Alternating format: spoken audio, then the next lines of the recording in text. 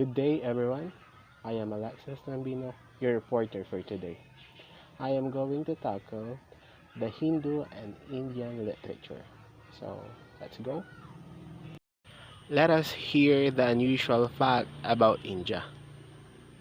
The name India is derived from the river Indus. India is the second largest population in the world. India is the seventh largest country in the world. Thousands of languages are spoken all over India. The national symbol of India is the endangered Bengal tiger. India is the second largest English-speaking country in the world. Hinduism is the world's oldest religion, is the most popular religion in India. India gained independence from Britain in 1947. Superstar Freddie Mercury is of Indian origin. 70% of all the world's spices come from India. India is the world's largest arm importer. India has the world's second largest military with over 1.39 million active troops. During World War II, India produced the largest volunteer army in the world's history. Chess was invented in India. India is the world's largest producer of milk. Children's Day is celebrated in India on November 14. India has over 300,000 mosques. India has the largest number of vegetarians in the world. Snake and ladder is originated in India. At over 5,000 years old, Varanasi is the one of the oldest inhabited place on earth. That's all of unusual facts of Indian literature. So moving on in Hindu and Indian writers and poets. First is Amrita Pritam. Amrita Pritam was an Indian maverick writer and poet. She is considered the first eminent female Punjabi writer, novelist, and poet of the 20th century. Her writing is equally loved by the people of India and Pakistan. In her over 6 decades long career, she produced over 100 works, including poetry, essay, novel, biographies, etc. Second poet and writer is Bekram Seth. Bekram Seth, the son of a judge and businessman, Seth was raised in London and India. He attended the exclusive Indian school and then graduated from Corpus Christi College, Oxford. He received a master's degree in economics from Stanford University in the U.S. in 1978 and later studied at Nanjing University in China in 1987. He returned to India to live with his family in New Delhi.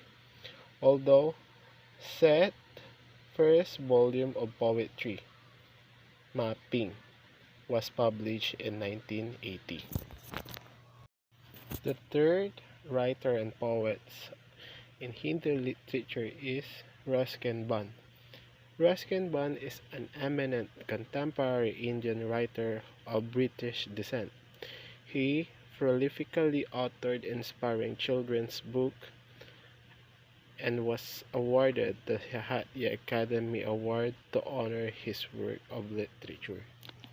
The fourth writer in Hindu literature is R.K. Narayan, who was born in 1906. He is one of the best known of the Indo-English writer. He created the imaginary town of Malgudi, where realistic characters in a typically Indian setting live amid unpredictable events. Rasipuram Krishnawaswamy Narayan Swamy, who prepared the shortened name R.K. Narayan. The fifth writer in Hindu literature is Rabindranath Tagore. Rabindranath Tagore is born on May 7, 1861 in Calcutta.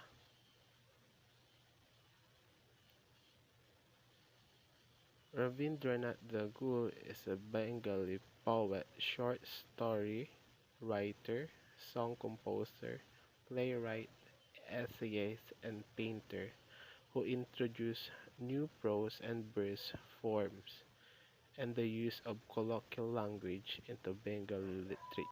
The sixth writer and poet of Indo literature is Mirza Ghalib, born on December 27, 1797 in Agra, was a well-known poet in the Persian and Urdu languages. Today, he remains one of the most popular and influential masters of the Urdu language. He is known simply as a Ghalib. He remains popular not only in India and Pakistan but also among diaspora. And the last writer and poet that I've searched in Hindu literature is Sarojini Naidu. Sarojini Naidu ni Sarojini Chattopadhyay, born in February 13, 1879, Hyderabad, India, dead in March 2, 1949, Lucknow. Political activist, feminist, poet, and the first Indian woman to be president of the Indian National Congress and to be appointed an Indian state governor. She was sometimes called Nightingale of India. That's all of my reports. Thank you for listening. Mahabharata, the great Indian epic. The Mahabharata is a literary treasure of India. It is the longest epic poem in the world and was composed by the sage Vyasa several thousand years ago. It is said that Ganesha wrote the Mahabharata as it was recited to him by Vyasa. The story goes that Vyasa wanted to dictate an epic poem, the Mahabharata. He needed someone to write it down as it flowed from his mind. After careful search, Vida Vyasa selected Ganesha, so it was the longest dictation ever known. 10 million verses were recited by Vyasa, which Ganesha wrote down. So this is the start of how the story goes. Dhritarashtra, the blind king of Hastinapur, had 100 sons, Duryodhana and Dushasana being the oldest. They were known as the Kauravas. The Kauravas had 5 cousins called the Pandavas. They were Yudhishthira, Bhima, Arjuna, and the twins, Nakula and Sahadeva. The battle between Kauravas and Pandavas was fought in Kurukshetra. It is the battle for the throne of Hastinapur. The Pandavas had won the war. So the Pandavas returned to Hastinapur and ruled it well for many years. Mahabharata may revolve around the war of duty, but we cannot escape the fact that the major reason behind the destruction of all was revenge. The Kauravas lost everything to their blinded desire to ruin the Pandavas. Thank you. Valmiki. Valmiki is not his birth name. He received it after mentioned from the ant hill, where Valmika means ant hill in Sanskrit. He was born to a sage named Rajvasa on the banks of the Ganges in ancient India. Ratnakara was his birth name. Ratnakara became Valmiki. Ants coated Ratnaka's body with mud to make their nest because he sat quiet and meditated for years. When Lord Brahma appeared to bless him, he observed Ratnakara covered in anthills of Valmika and named him Valmiki. Valmiki, Maharishi, the great sage, aims to be the creator of the sacred epic Ramayana, which has 24,000 lines. He is also thought to be author of Yoga Vashista, a philosophical realized that covers a wide range of topics. It was taught to Lord Rama after he had lost all hope in life some 500 years ago. In Sanskrit literature, Valmiki is known as the Harbinger poet. He is credited with writing the epic Ramayana, which has been dated as early as the 5th century BCE, as late as the 1st century BCE. He is regarded as the poet and the author of Ramayana, the first epic poetry. He gained the pinnacle state of Maharshi, or great sage, by repeating Ramana or Ram's name. He was given the name of Valmika because during his long period of austerities and suspended condition of penance, a Valmika or antler grew over his body. The Ramayana is a Sanskrit epic about Prince Rama's attempt to save his beloved wife Sita from Ravana's wrath with the help of an army of monkeys. It is said to have been written by the sage Valmiki and dates from roughly 100 BCE to 100 BCE. The importance of Dharma or doing one's duty is central here, from Ramana and one Indra's two great epic poetry along with the Mahabharata. Rama, the prince of Abhaya, is protagonist, lives his life according to his dharma. He obeys his father, who wants his stepson to become king when he is young. The Ramayana teaches us that not only is triumph over evil forces possible, but it is also necessary. Lord Ram is the personification of compassion, kindness, and love.